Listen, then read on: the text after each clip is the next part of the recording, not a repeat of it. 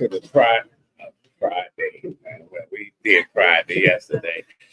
Saturday edition of Detroit in Black and White. We're here at McShane's on Michigan Avenue in Trumbo. Thank you, Bob Roberts, for letting us use your venue. It's raining outside.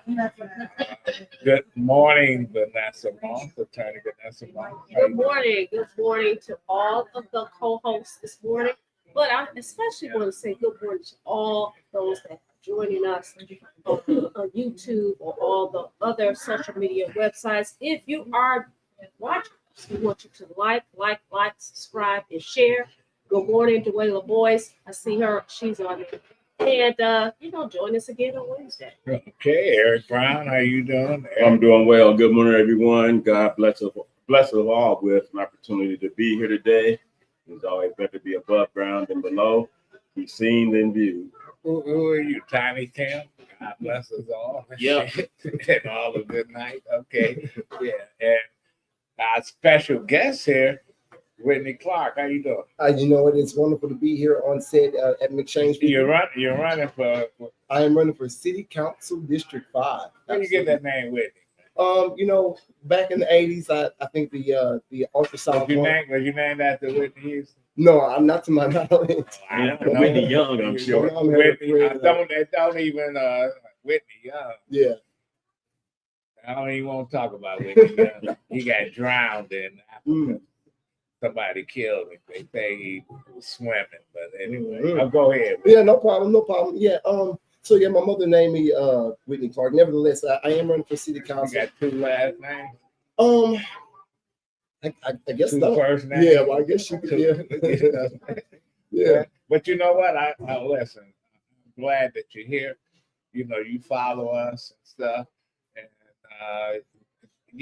and I'm glad that you. Young folks, and I say we need some new blood. Nothing wrong with running. Don't let anybody stop you from trying to get your dream. Certainly. You got your family here. Absolutely. I have my lovely wife, married in 2019. Rebels is my 3-year-old son, and I have Riel. She's our 8-month-old little girl, and so we are living the American dream here in Detroit, and I'm raising a family here, so that means what happens next in the city matters a lot to me.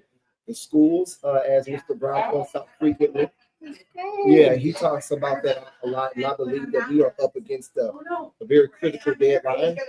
Some people call it the civil wave. We have an influx of seniors getting ready to matriculate out of the tax base, and it is my belief that we have to have young people that are coming into the tax base at the same rate that people are going to get ready to leave out of the tax base. And so that means we have to take a hard look at education. Listen, I'm Adolph Mongo, and we're here talking to 5th District candidate for the City Council, Whitney Clark. What is the 5th District? The 5th District is, you got Rivertown. Now, they just did a redistricting thing, but for the most part, you've got Rivertown, Greektown, you've got Boston, Edison, you've got a portion of downtown as well. A lot of people are, fixated on downtown, and then we got Midtown, but we've got some great places on the east side as well. We go all the way out to absolutely. Where are the fucked up places? Everywhere. Actually, I'm a block by block type of guy, and so you've got some blocks right there off of 14th Street in Boston, Edison, that can actually see some rejuvenation, and of course it goes nice. I was just reading where some folks over in Boston Edison are upset that they're about to do some market rate apartments. Why they don't want folks to come over there? This is not a private ownership. Yeah. Well, I think there's a lot of development going on in the city, and people have a number of different emotions about some of the things that are taking place. I know you guys talk about the 375 project pretty frequently, but what's going on there, and I'm hoping that every day, people that have been in those neighborhoods for a long time aren't too negatively impacted by what's about to take place there. So I believe I'm the candidate. Well, 375 is a scam because the folks that's going to get paid on 375 got shit to do with 375. All they want to do is give a plaque Yeah. to somebody and say, you know what, this is where Yeah. 3,000 families was relocated and run out, Ran that etc. way, yeah. You get elected. You get elected tomorrow. What's your game plan? My game plan is having a conversation with our school district about how we can establish this all hands on deck approach. I am quite frankly, the only candidate that I've heard that has been talking about formally creating a relationship between our school districts, and we're going to partner with our religious organization as well as fraternities and sororities and other nonprofit organizations to ensure that our children really have the wraparound services that they need, that they really have this the type of educational that they need, really connecting the dots, ensuring that our families are not falling in between the cracks. And so day one, we've got to start this robust conversation, and we're going to bring in bright minds. We're going to bring in people from the left, from the right, from the center, people that believe that nothing should change, and we're going to bring in people that believe everything should change. But we've got to have the conversation. Why? Because we have an aging population that deserves, quite frankly, the right to age with dignity. And we don't have children that are going to be, sorry about that, that are able to work out of high school. And so we've got to begin to change that. But we often, or not we, a lot of people often talk about how it starts at home. What are your plans to involve the parents? Because they play a very vital role in the educating of their children. Yeah. So if they are not educated, how do you help them? Yeah. I believe a lot of the disparity that you see in our neighborhoods is as a result of a lack of opportunity. You know, when you begin to look at really a lot of these things, it's a matter of the conditions that people have. I apologize. The conditions that people have in their neighborhoods. And so I think that goes back to the other conversation that we're having about development, about holding people accountable to ensure that people are being employed by these projects. And we're also going to be sober-minded enough to encourage factories to come here, because there is a big federal shakeup that's taking place right now. And whether you like or dislike Trump, he is trying to bring factories and manufacturing back here to this country. And so we've got to be sober-minded enough to come and make that case. And I believe I'm the best person to not only make sure that the money stays clean, because we know we got a lot of bureaucrats in the city locally, but also make an accurate representation and the best argument for people in Lansing and even beyond. And so that's why I believe I'm really, quite frankly, the best candidate to really bring these forces together. So you'll be, once you're elected, you'll be represented. Love those glasses, by the way. Thank you. You'll be representing District 5. Mhm.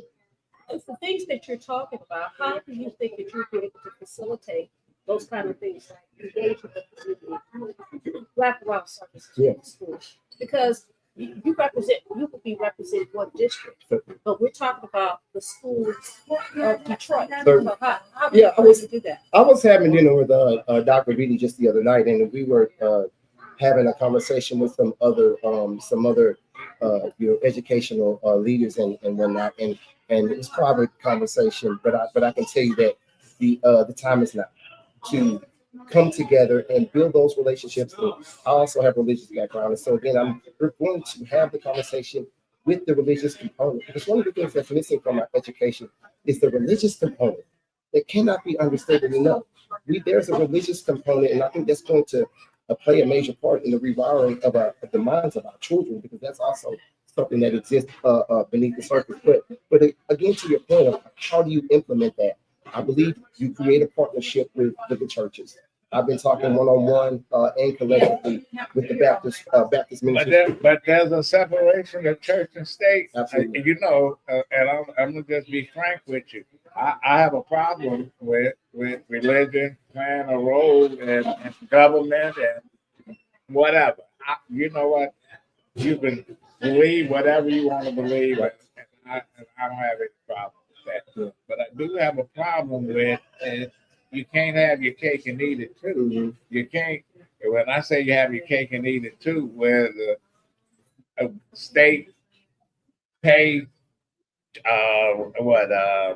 these schools, charter schools, and all these other stuff, and then they have the right to not take this person or that person and stuff. Yeah. You can't have it both ways. Can't have it both ways. 2 quick points. I would say, whenever our communities were thriving, the churches were at the center of that. The churches were at the center of the organization and things of that nature. That's one thing.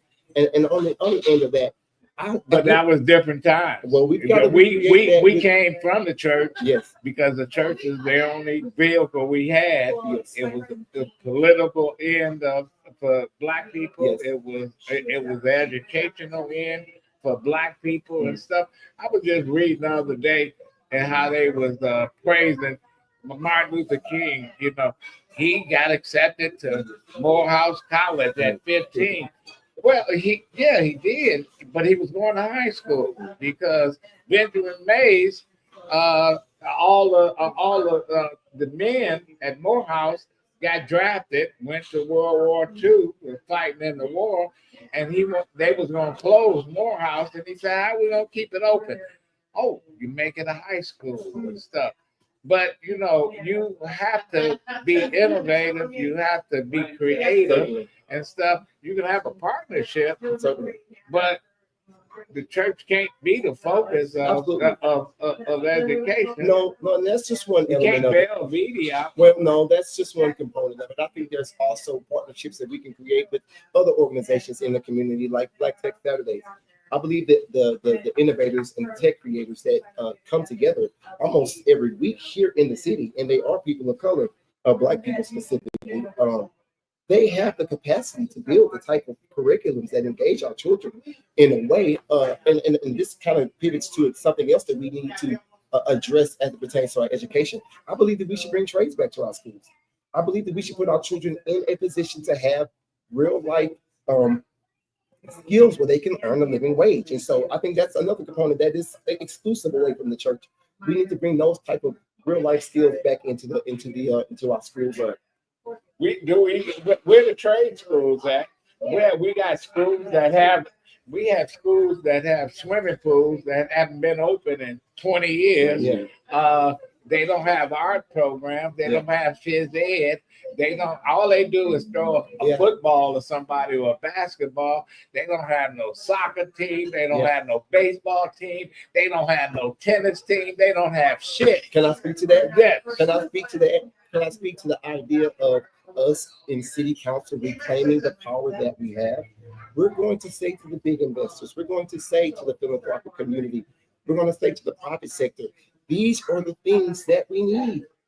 We're going to have to freeze the. So why we let Tom Gores get away? He get $35 million to build a facility downtown, and he give us a fucking basketball court over at Hyde Park. Yeah. Now that's what we got for giving him $35 million. Yeah. We give the Illiges $100 million, $200 million. Then they build. What are we getting out of this? I agree 100%, and that's why we have elections. That's why we have people that are adamant about coming. And you know, I was telling myself this last night.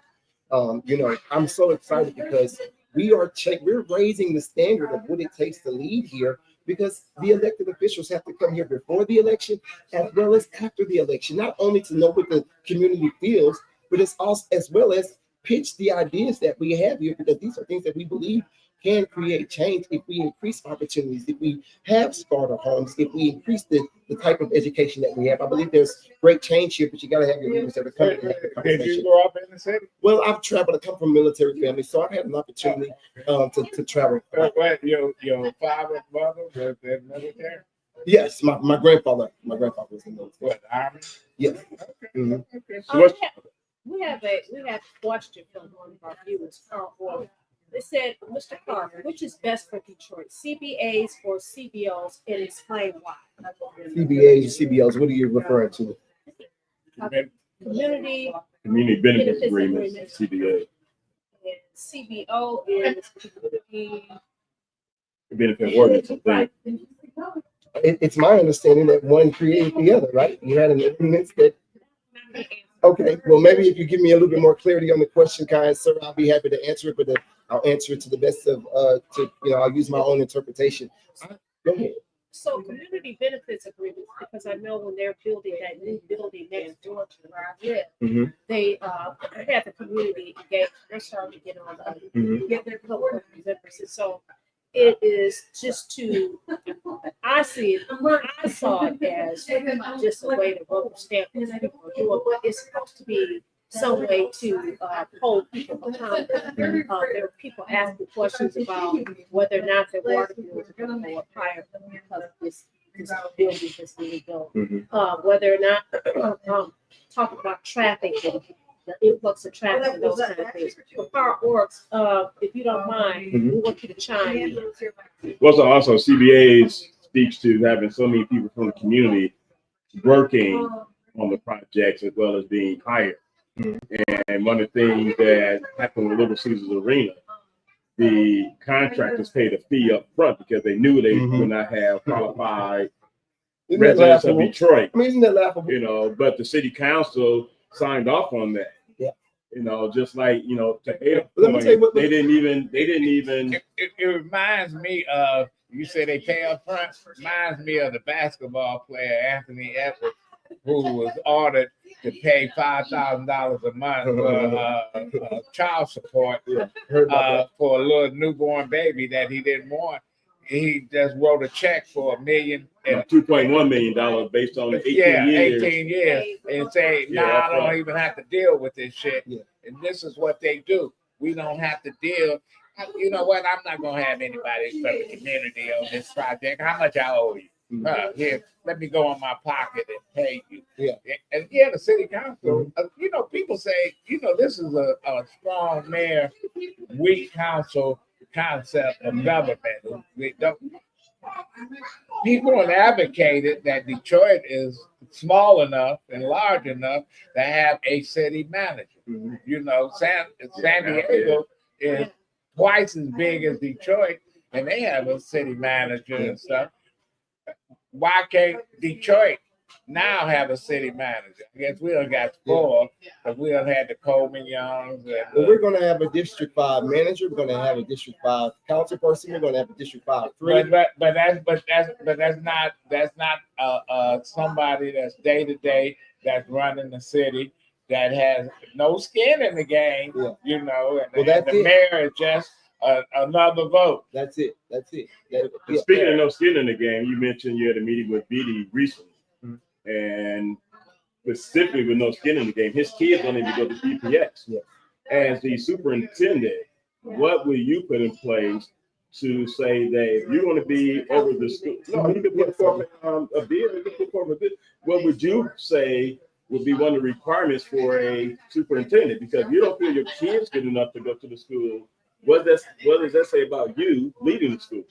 Well, I'll say again to Dr. BD, to that, I think it's very interesting, and I'd like to have that conversation in a couple of years in a more robust way, because we're looking at some elections coming up with the school board, and again, I am adamant about making the ask for change. I'm adamant about it, and here's the thing: we are making these election issues.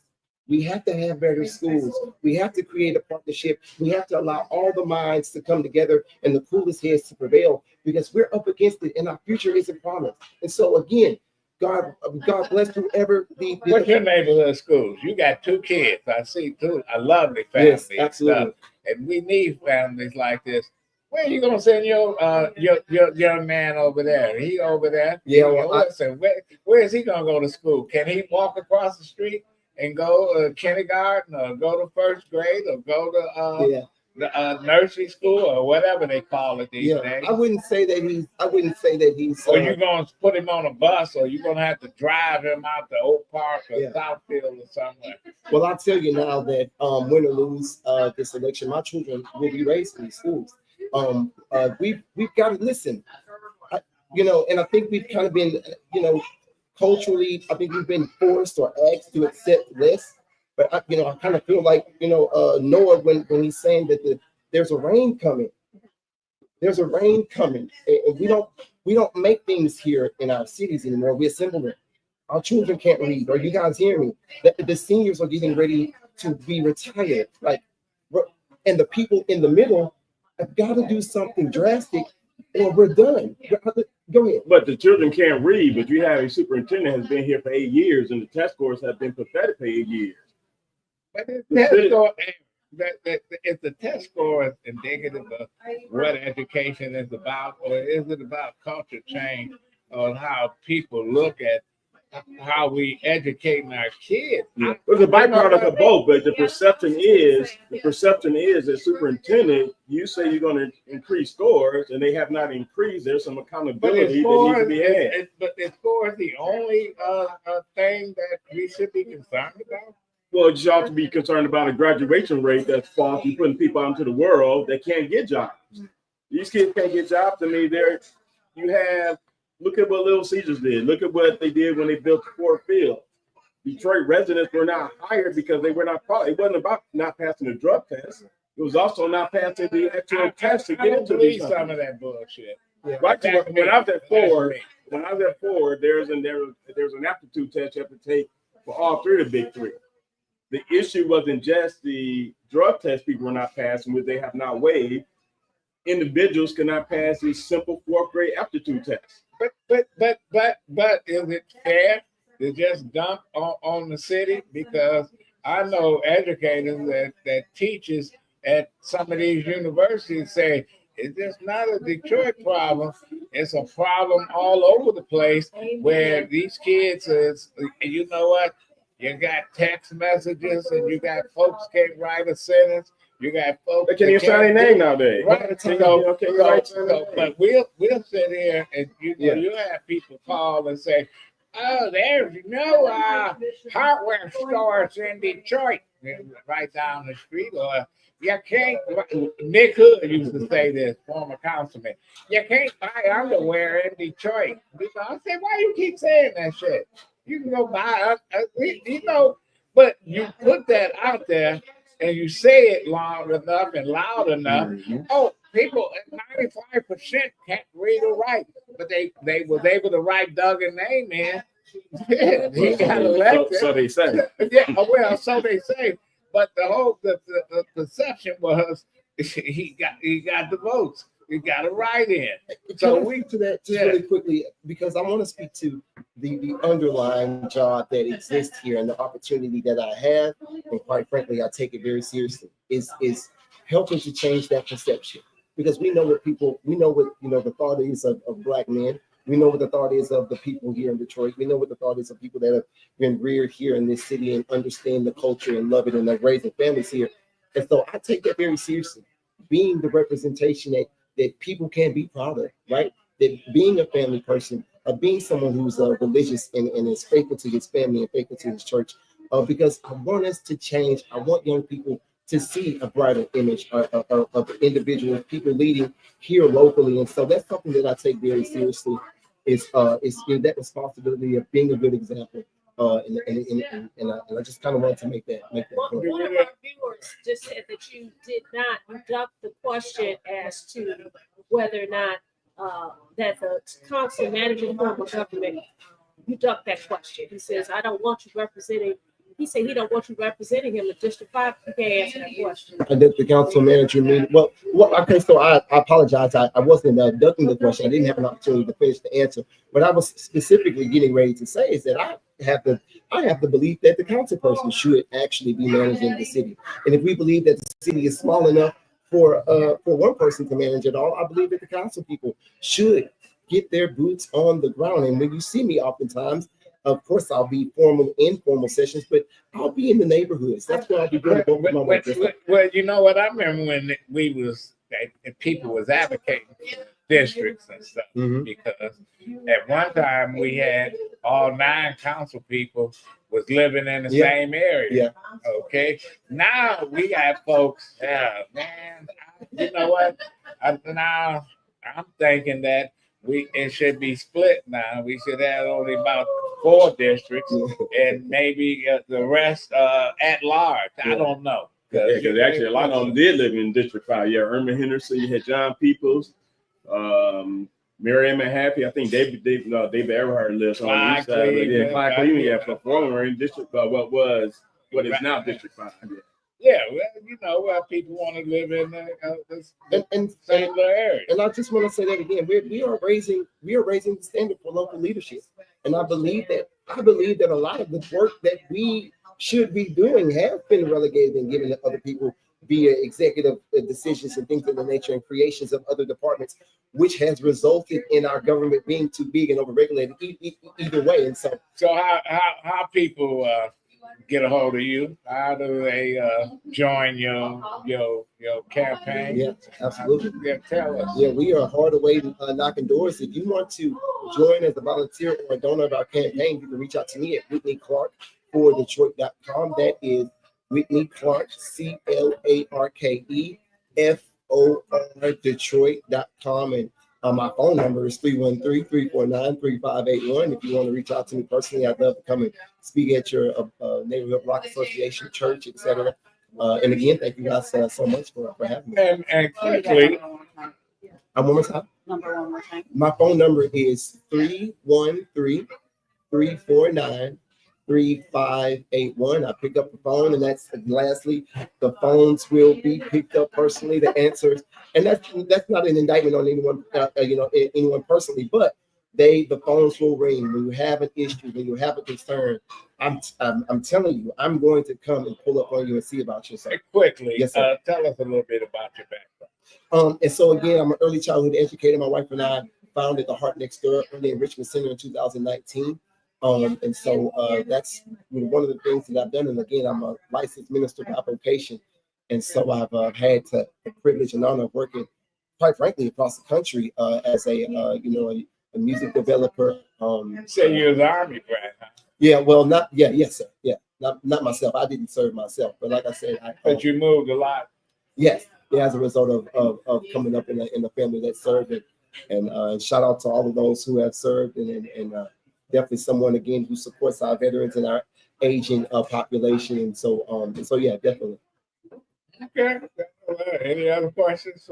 No, you have me. He answered one of the questions from the Bureau says, "What does he presently do?" But you just answered. Yeah. Okay. I will say this because Adolph didn't answer the question. So just for educational purposes, and I think that CPAs give more power to the residents of Detroit when dealing or negotiating with developments versus CBOs. With CBOs, which is currently what Detroit has, allows the mayor to receive kickback from the developers. Also, CBOs are weak and unenforceable without a clawback agreement. So, with that said, which one do you favor? Yes. CBA. Yes, and that's under the complete assumption that everything that you presented is absolutely true. If in fact everything that you presented in your comment is true, then I definitely support giving more power to the citizens. I think that is what is fair, and that is what we will advocate for. Again, I understand how all of this is intertwined, and the less power that our constituents and individuals have here in the city, the less the space that we see is going to continue to diminish. And again, I understand the urgency, and so again, we have to make sure that the constituents' voices are lifted. So again, assuming that everything that you presented is accurate, of course, I believe that we should give our power to the constituents. Absolutely. And one of your potential constituents asked, well, they say that you never answered the question about whether or not you would send your kids to DPS. I make the verbal commitment as of right here today that my children will be going to these schools here publicly. It's a fight that we cannot avoid. We can't listen. We can't avoid this fight, because when you all are looking at yourselves in the next 10 and 20 years, I mean, picture yourself in the next 10. You're going to need, and listen, and you're going to be up against it. Watch this. You're going to be up against it if the people that are selected to take care of you don't look like you. They don't understand your background. Huh? Talk to me, somebody. If I'm here in 20 years, we're in trouble. Well, you know, they say the a-holes live forever, you know. we're in trouble. You know, like they say in the song, children are our future. Really, they are our future. We're gonna have to have you come back, man. Certainly. And you know what? I like your enthusiasm. I appreciate it. And you know, you putting some spark into the campaign. And you guys didn't ask me about the mayoral's race. No, I ain't listen. I've got some opinions. Wait a minute. Sherman Moore said he put his money where his mouth is. His wife is a teacher and logistics. Both graduated from Detroit Persian. Both my kids attended Detroit Public Schools Community District from preschool to high school. Both cast tests. Absolutely. Congratulations to you. Those that are raising the family, the ones that are raising the families here in the city.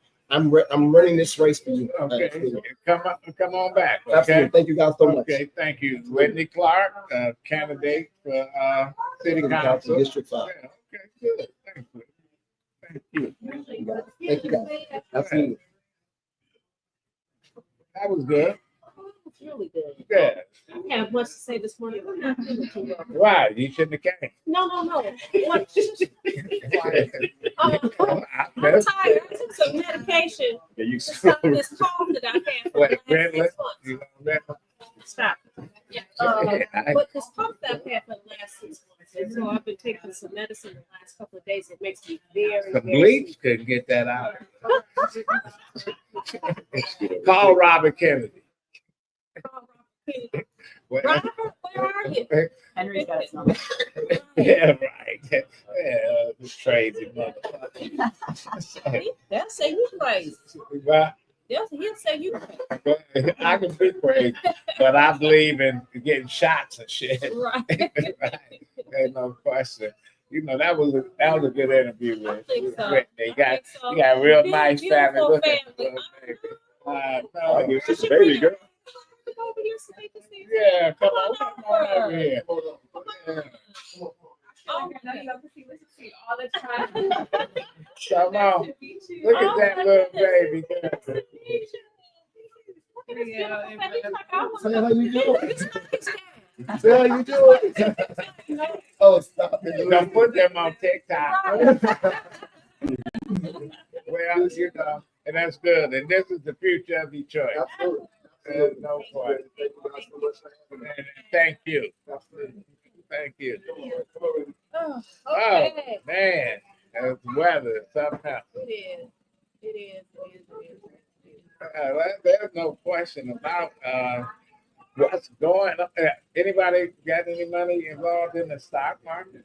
I don't have any money. Too much of 401k. I don't have any money. But you don't have any money. You're a big time defensive. I don't have any money. I mean, it took a hit. I Everybody's. don't have any money. But one of them things you just don't look at it.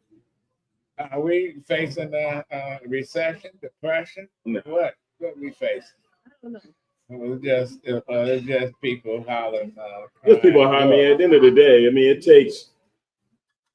it's not a 1 day, 1 week thing. It takes a period of time for you to really see a difference. And it's gone down 6 percentage points. The recession does not happen until the stock market loses 20% of its value. Well, you know what? It's something that's happening, and I think that this administration is in D.C. is going to come up against the courts. They declare war on the courts. John Roberts, who's the Chief Justice, he has now he's siding with liberals, the liberal end of the court. I think he's sending a message that, you know what, it might be a long and rocky road for Trump to get some of his agenda passed through the Supreme Court. Before it's been a slam dunk. Well, not just that. I mean, rich people don't like losing money, no matter how rich they are. And once they start losing money, even though they can't take it with them when they die, that's going to become a problem for number 47, because you piss off the powerful, then they are good at retaliating in the way that they know how to retaliate. You know, it's just so many things that just happen, especially in the city. Yeah. So you know what? Yesterday we did test. We had done outrages in a week or so. Oh. You got an outrage? Outrage? I'm alive. That's my outrage. Eric, you have an outrage? Not that outrage. Yeah, I'm alive. Here I am. I'm outraged that I'm alive and got to deal with this weather and shit. Usually I'd be somewhere. No, my outrage is that people think it's the end of the world because we got somebody that got elected that we didn't like. It ain't the end of the fucking world. I ain't going to bed thinking about this motherfucker all day, every day and shit. We got other things we got to deal with, and we got people that if you following the news, people getting shot up on the east side, west side, downtown, all this shit. We still got a lot of work to do. We got issues like 375 reparations, all of the shit that messing with Detroit. We got an election, mayoral election, city council. We just had city council candidate. We got the governor, people jockeying to be governor. I think we got a lot of things that's happening. So what's happening in DC is just a little small part of what life is about. Right. Not just that, Adolph and Vanessa and the viewers. I think people have to really start doing their own research and thinking for themselves. I think the narrative that people are regurgitating and parroting, it also misses the point. Because one thing I'm learning from reading the book Fight about the last election, you have a lot of people, even within the campaign of Kamala Harris, that did not think she had a chance of winning. And I think it's very telling now what's being said about her by even some of her handlers, even by Barack Obama, Joe Biden. It's very unfortunate. They listen to our show because I beat up on the vice president. Yeah, you did. Because a lot. The only reason, and I took a lot of grief from folks, and I said they put her on ice.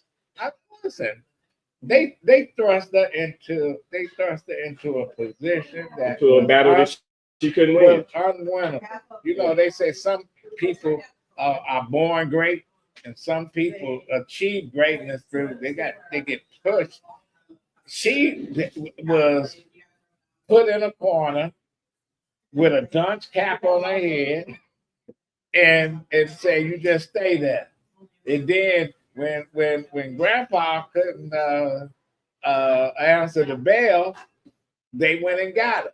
But see, it was kind of late. And one of the things that bothers me more than anything is that when he announced his re-election being on April 25th, 2023, there should have been outrage then from the Democratic Party as opposed to continually talking behind his back and not doing more. Because by the time she became the nominee, it just was an unwinnable battle. But what also amazes me is that people act like they're mad, but had he stayed in the race, he would have lost. So he would have lost. But he might have lost, but I don't think they would have lost I think they would have won Congress. Now I'm just to tell you, I don't watch this shit. Listen, people turned against her. The party, I don't think you had the Arab community would have turned against him like they turned against her. No, they turned against her. I don't think AOC and that little bunch would have the squad, whatever the shit. She had a mutiny. She had a mutiny where, listen, she needed the Army, the Navy, and the Marines to bail her out of this shit, and she just didn't have it. And it was Robert Kennedy coming from this way, Bernie Sanders coming from this way. She got cut up, sliced up. She coming from a different angle. What's his name? The old guy, Bernie Sanders. It's like one of those vegomatics at night. They chopped her up like in mincemeat. So she couldn't win. If Hillary Clinton, who I thought was a hell of a politician, but she just had some baggage, and that baggage name was Bill Clinton. And then, but I think entitlement hurt her more so than anything. I don't think Bill did. I think her sense of entitlement did. I think she earned her, whatever you want to call it, entitlement. I think she earned her right to run and be confident and shit. Donald Trump got entitled. He got elected. What? Ain't nobody saying he. No, I'm Oh, thinking he no, entitled. it wasn't entitlement with regard. He was new to the game of politics. No, he Because wasn't. He played the politics. well, as far as being a He wasn't- politician, being elected, and I think what really hurt her, one of the same thing that, according to the ASR pollers, that's hurting the front runner or the by polls front runner, is women also hurt Hillary Clinton more so than men. Men turned on her later on, but women hurt her as well. She didn't do as well with women as Kamala did with women. Well, black women at least. Man, she needed to put a dress on.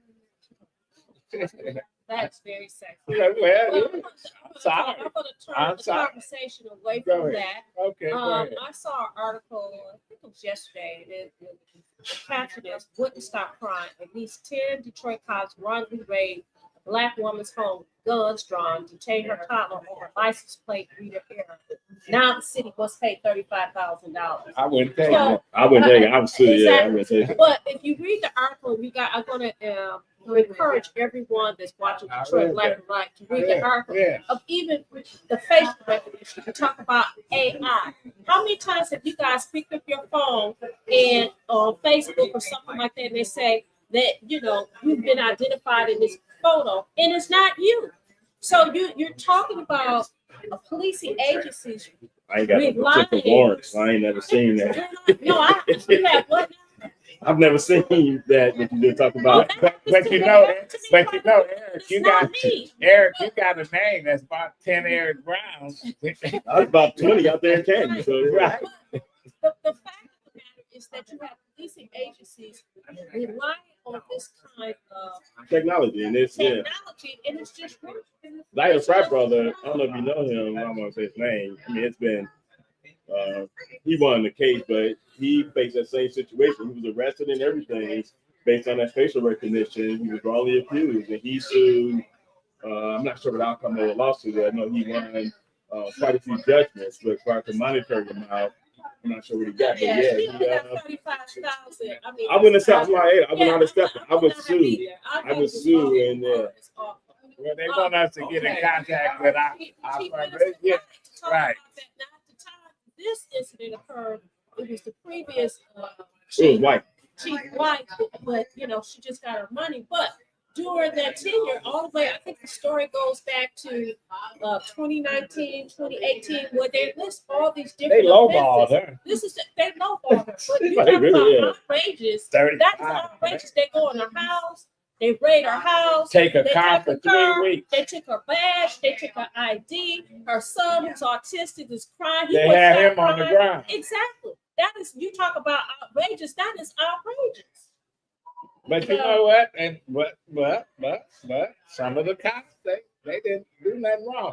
You know what? And being a cop But you have immunity, so that's the problem. it's a hard job and stuff. It is. But it's just like the cop in Melvindale that tased the woman, and they got him on camera. Yeah, that was a where he traffic stop as well. Yeah. Yeah, he just pulled out. Boom! They say he liked to tase people. God, when are you gonna get rid of the bad apples? Is that bad? Apples, it was 10 police officers, and they were relying on technology that they. Well, but sometimes, So I wouldn't say but that they were sometimes, bad but officers. sometimes I wouldn't say that they were it's like bad going. officers. Listen, tell that to Breonna Taylor, where she worked for the city, and they had the wrong. They went and got a fucking no-knock warrant, and it's the wrong address. Right. You know what? It's like, and when people say you got the wrong address, they went to houses where there was law enforcement people living there, and they say you got the wrong house. No, we don't. That don't book tap. Yeah. Or the case in Georgia where the 95-year-old woman woke up, they raided her house. They got the wrong house.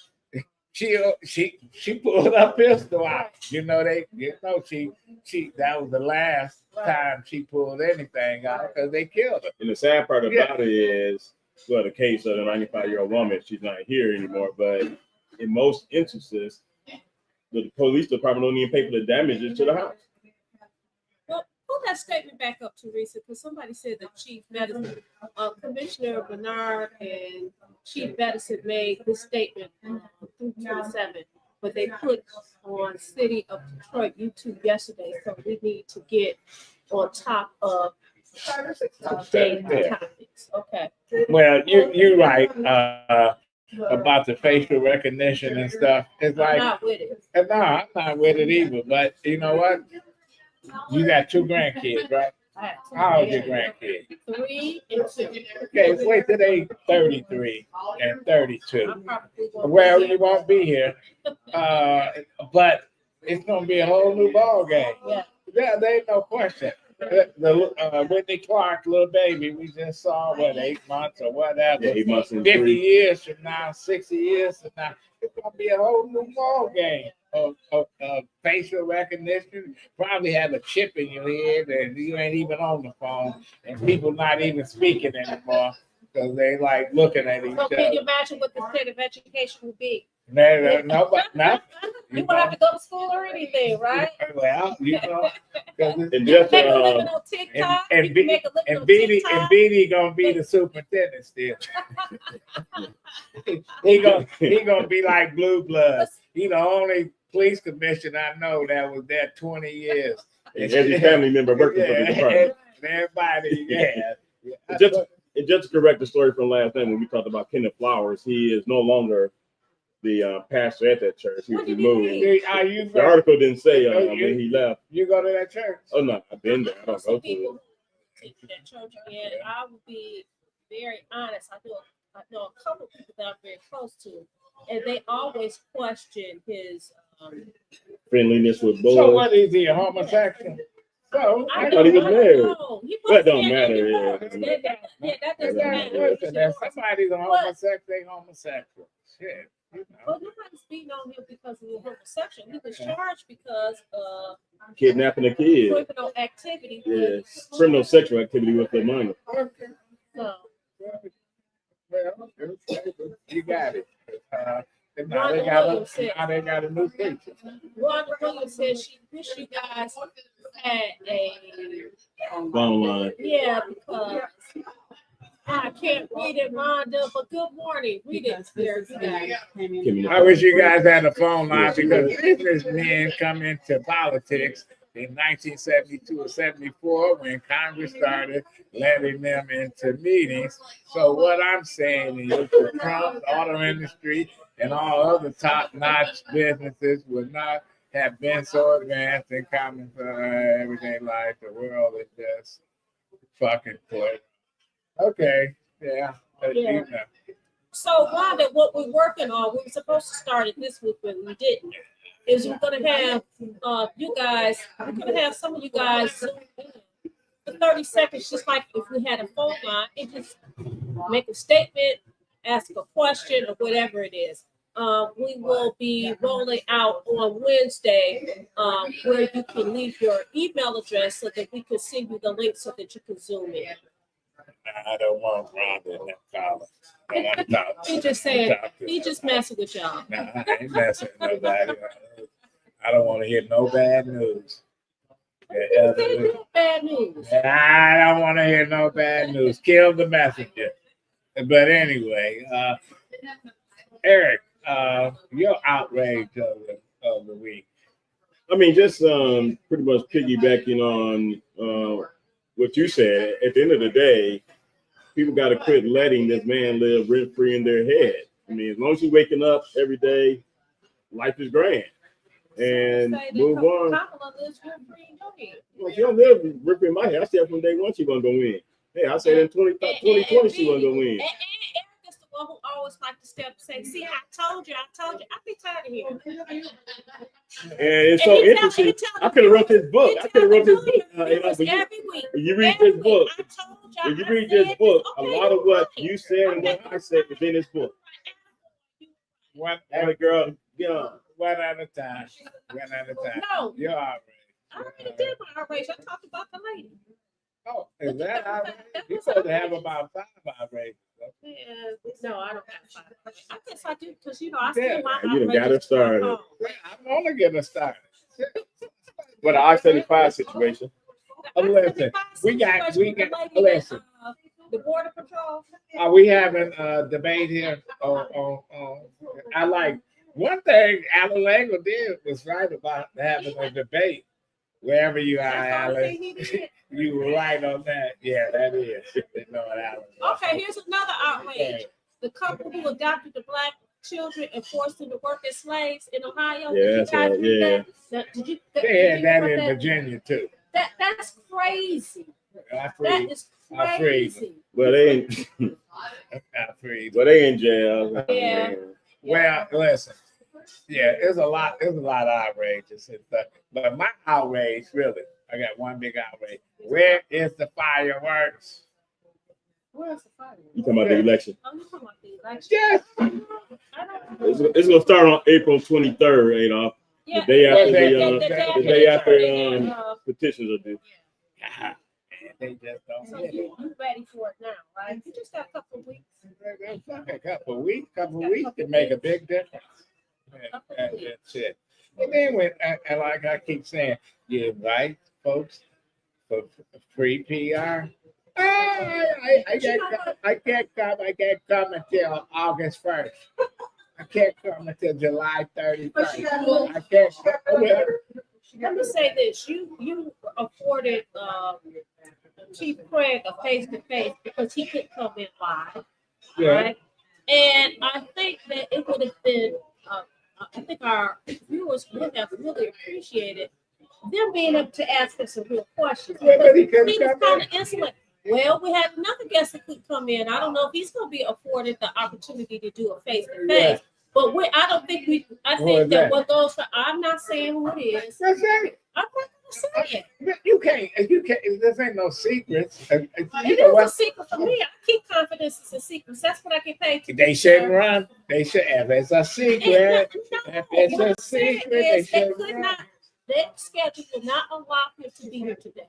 I'm talking about Attorney Listen. Todd Perkins. Okay. He could not be here today. Okay.